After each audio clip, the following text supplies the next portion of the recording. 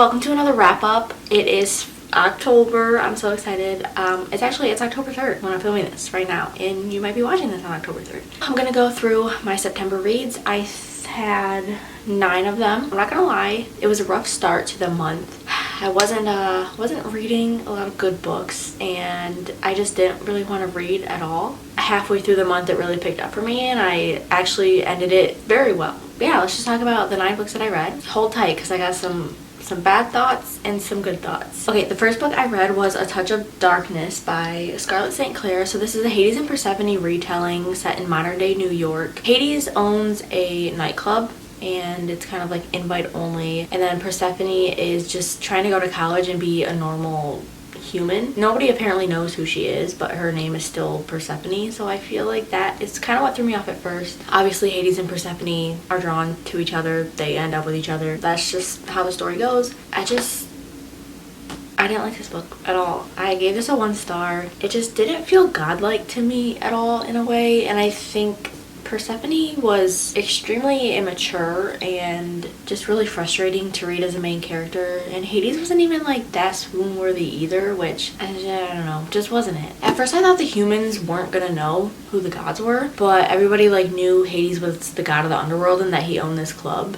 which I feel like that's also weird that everybody knows who Hades is, because I feel like most retellings and most stories with any like Greek mythology god or creature, it's always like they're kind of hiding their identity or their real identity, or they go by a different name, and that wasn't in this book, and I guess I was just a little thrown off by that. Like, it didn't seem like that's how it should have been. So Persephone's mom is obviously Demeter, and she is very terrible in this book, which it's been a while since I've learned about Greek mythology, so I don't remember exactly like what their story is or how their relationship was with each other. Her mother's just terrible in this book. She doesn't want her to do anything really because she doesn't want anybody to know that she's Persephone, but it's like she goes by Persephone. Everybody knows her as Persephone. But basically Hades, he has these humans come to him, or these mortals, and they ask him for things, and he makes like this whole gambling situation. So Persephone did the same thing. She went to him, wanted something, and without her knowing, he kind of like set up this whole contract type thing.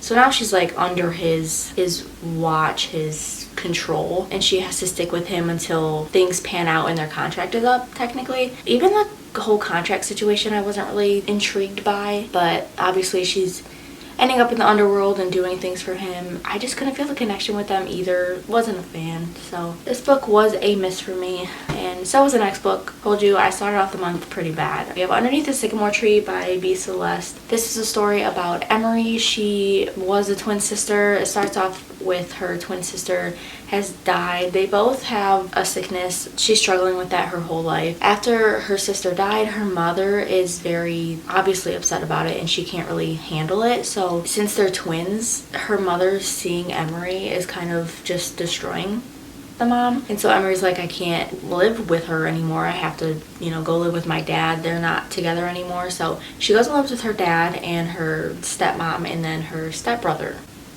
The first thing I didn't like about that was the whole situation where her mom felt like she didn't want her child there with her anymore because she was a twin and looked like her other sister that had passed. I understand that it's very hard to kind of look someone in the eye who looks exactly like someone that is gone now, but it's your other daughter. It's a tough situation, but I just honestly think that's kind of messed up. She's with her dad, stepmother, and stepbrother now. Her stepbrother at the same school, so she's going back to school, and they're kind of developing some sort of relationship. They don't really like each other. Her stepbrother's like kind of one of the popular kids in school, and he's just very rude to her, and he says a lot of things about her weight and like the way she looks. There was one line, and he was like, oh, if you like gain 30 pounds then you would look like the girls that I usually go for, which first of all, him saying anything about her weight is messed up in the first place. Second of all, him mentioning that he would go for her if she was something else is messed up because that's his stepsister.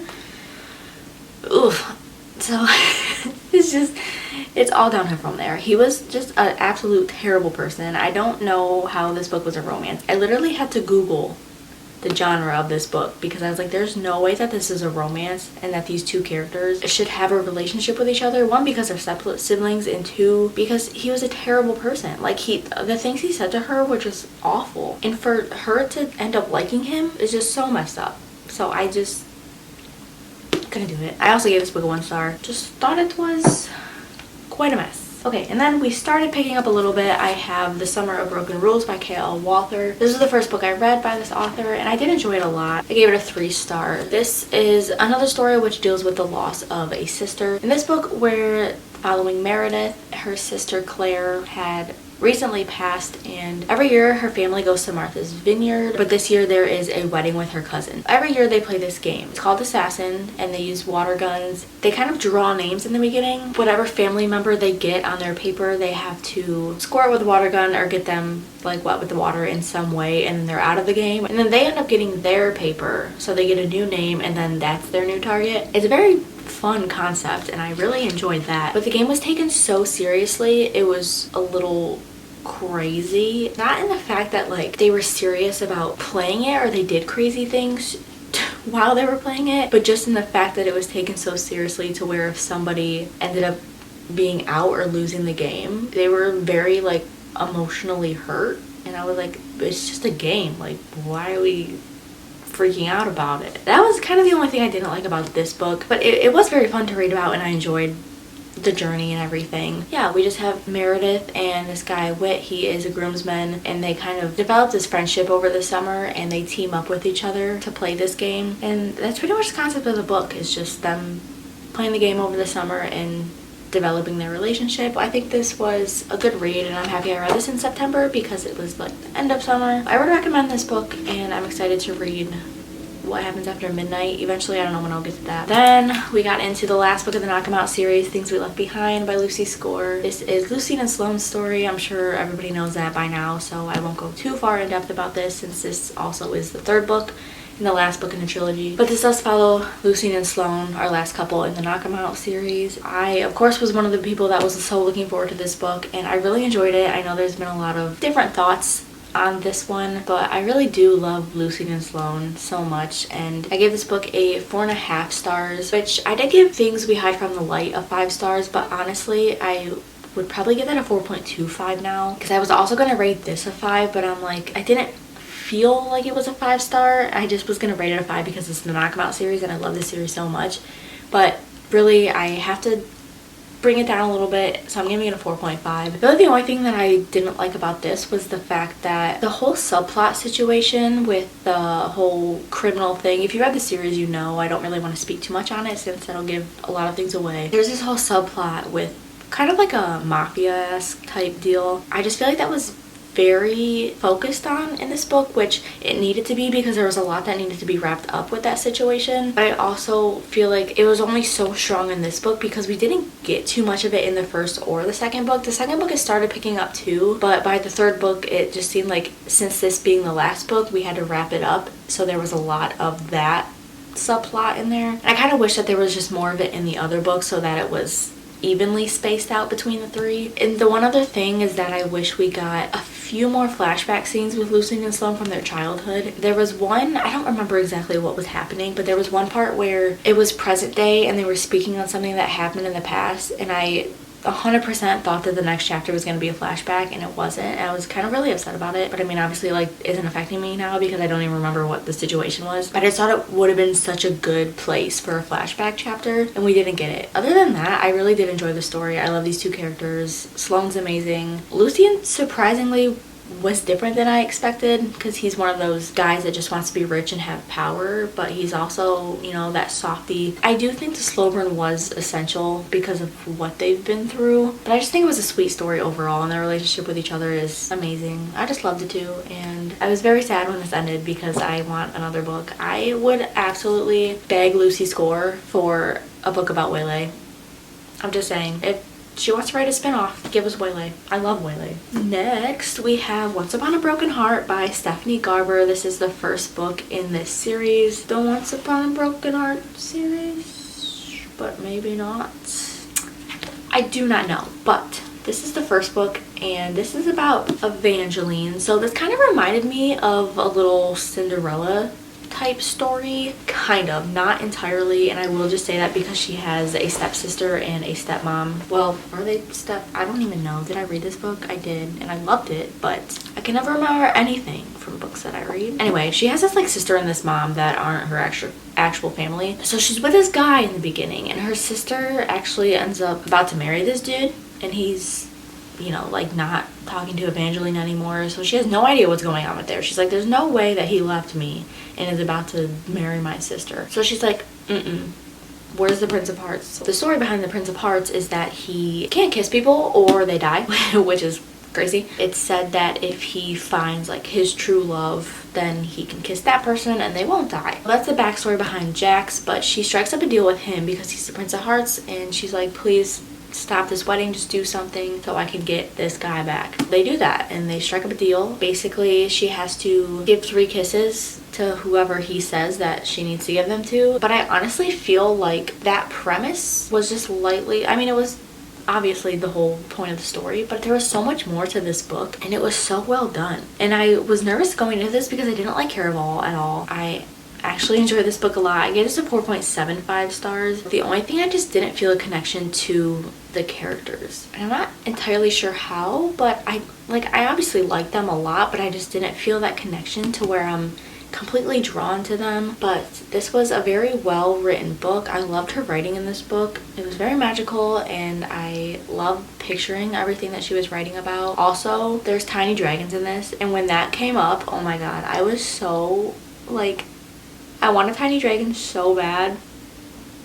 Do you even understand? Like, imagine just, I can't. Like, that literally was the best part of the book, I'm not even gonna lie, and I hope there's more tiny dragons in the future books. I just, oh my god, I can't. I love dragons. Like, that's my favorite fantasy element, and the fact that there was little ones in here was so cute. Yeah, the ending of this was very well done. All of the twists and turns that we took were so well laid out that it didn't seem like it was all just thrown at you at the end, but you were learning new things at a very good pace, and it was just such a good story. I do recommend this book if you haven't started this trilogy yet. I am very upset because the paperback of the second book doesn't come out till March, and the third book, who even knows?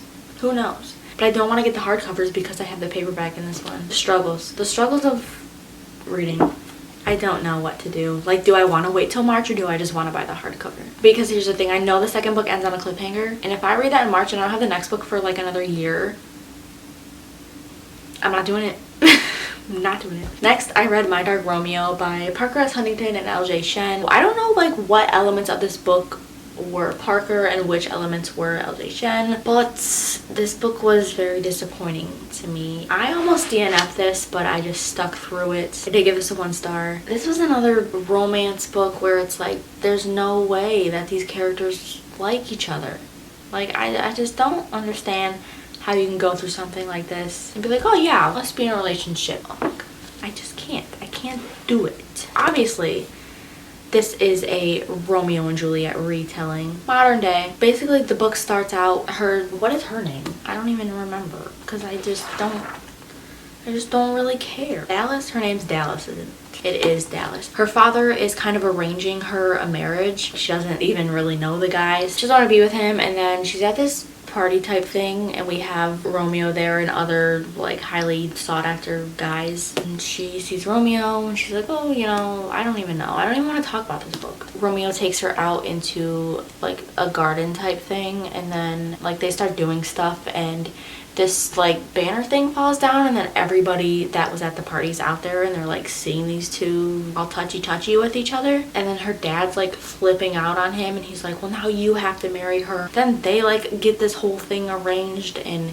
she goes to live with him, and I just didn't like them at all. I didn't like either of them. I didn't like the story. I didn't like how they treated each other. I liked Dallas's character at first, but then after a while she just got so bad. She just got so annoying. I don't even remember what happened, but I just didn't like it. These next 3 books, we are going into some good reads, and I do have a video coming out with these 3, a reading vlog. I probably should have uploaded that video first, but I didn't. So here we are. I'm just going to talk about these, I guess, briefly, and then I'll have that reading vlog up where I talk about them more and talk about my thoughts throughout the book as I was reading them. You'll see a couple of my reactions.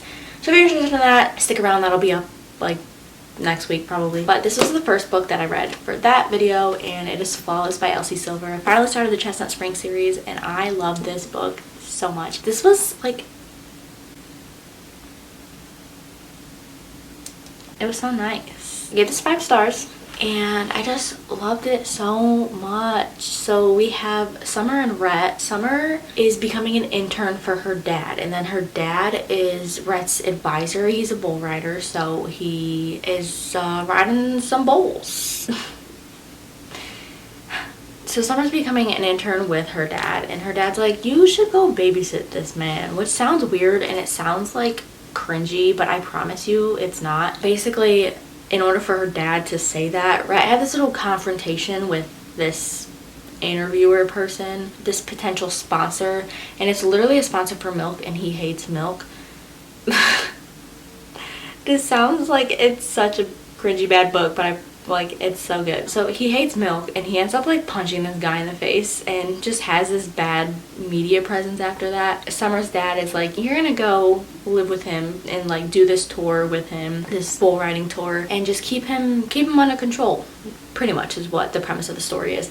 And so she does that, and they obviously don't think they like each other at first, and it's kind of grumpy, but they're such good people. You easily find that out, because some books it's like there's a grumpy character and you just can't find yourself liking them, but this is dual point of view, so you get into their heads. But even if it wasn't dual point of view and it was just from Summer's point of view, I still think that Rhett wouldn't have seemed like a grumpy character that you don't like. Like, he was still very likable, and you find that out very fast. It was just done really well. I just loved it. I was very on my seat, especially when he was doing the bull riding. It's literally like a paragraph of explanation of him riding a bull, because he's on this thing for like 8 seconds, and I was just like so into it.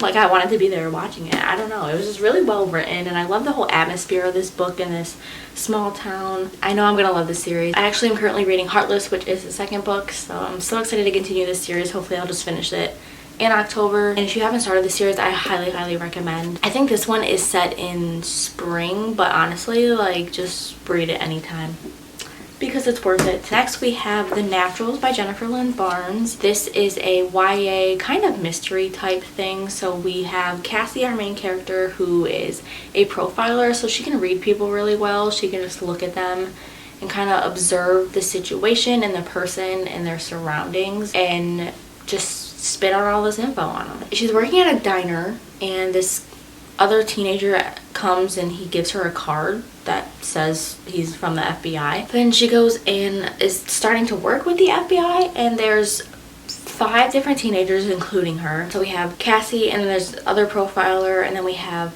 someone who is very good at reading people's emotions, and then we have a girl that is good at lying, and she can tell when people are lying. And then, oh god, what does the other one do? Guys, what does the other one do? Okay, I don't know, I forgot, but there's another girl who does something. She's good at something, obviously.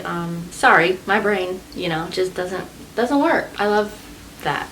But we have Cassie and 4 of the teenagers who are all really good at a specific thing, and the FBI needs their help working on cases and everything, because obviously, if someone can read someone really well, they can get into the head of the person committing all these crimes and murdering people. The FBI basically is just having them there to get into the heads of these serial killers and try to figure out what their motive was and how they were thinking when they committed the crime. So it's very interesting, and I did enjoy this a lot. I'm curious to see where this series goes, because I think it's going to be a very interesting series, and it's very fast paced. If you're just looking for an easy read, this is perfect for the fall too, if you want to pick it up now. I did give this a 4 stars.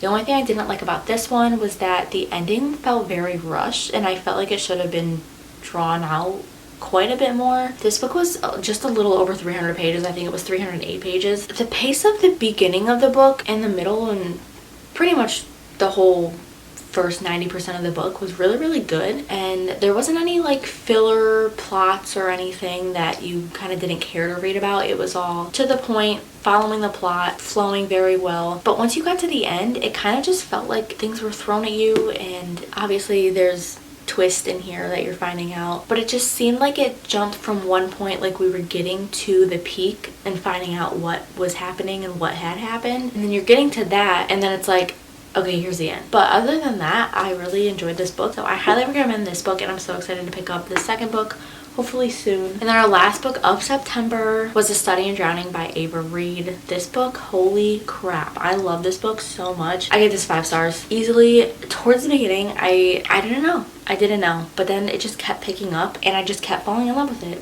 And I was like, this has to be a 5 stars. There's no way it's not. This book follows our main character, Effie. She is in this architectural college, and really she would like to be in literature college, but they don't accept girls in that college, and she's the only girl in the architectural college. Since she was young, she's had these nightmares about this fairy king, and there's this book called I don't know how it's pronounced, but I was pronouncing it like Angarad in my head, or Angarad, which is an epic written by one of her favorite authors, and the author's name is Emrys Mirrodin. Very well known, very famous author in this world, and she just absolutely loves this author, and she loves that book. This opportunity comes up where this author's estate needs to be renovated, and they're looking for a student to go and renovate the estate because the author's son is still alive, so he's kind of, you know, like looking for someone to go there and help with the house because it's literally quite honestly crumbling to the ground. She ends up being the one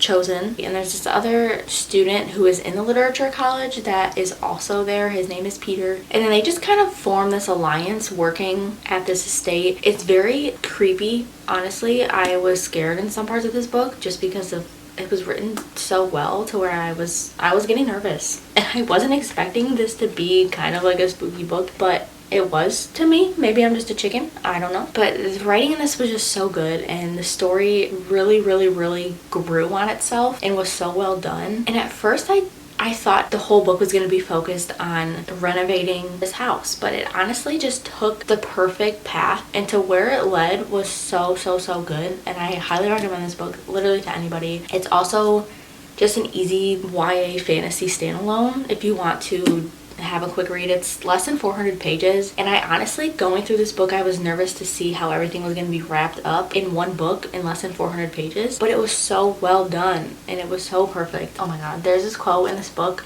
that I can't stop thinking about. It's, "I will love you to ruination," and then the other person says, "Yours or mine." I can't. I literally cannot.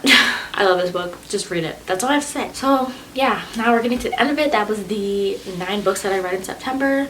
Rough start, great ending to the month, and I'm so happy with my last few reads. That is it for this video. If you enjoyed, you can stick around, like, and subscribe, and I'll see you in my next one, whatever that may be. See ya.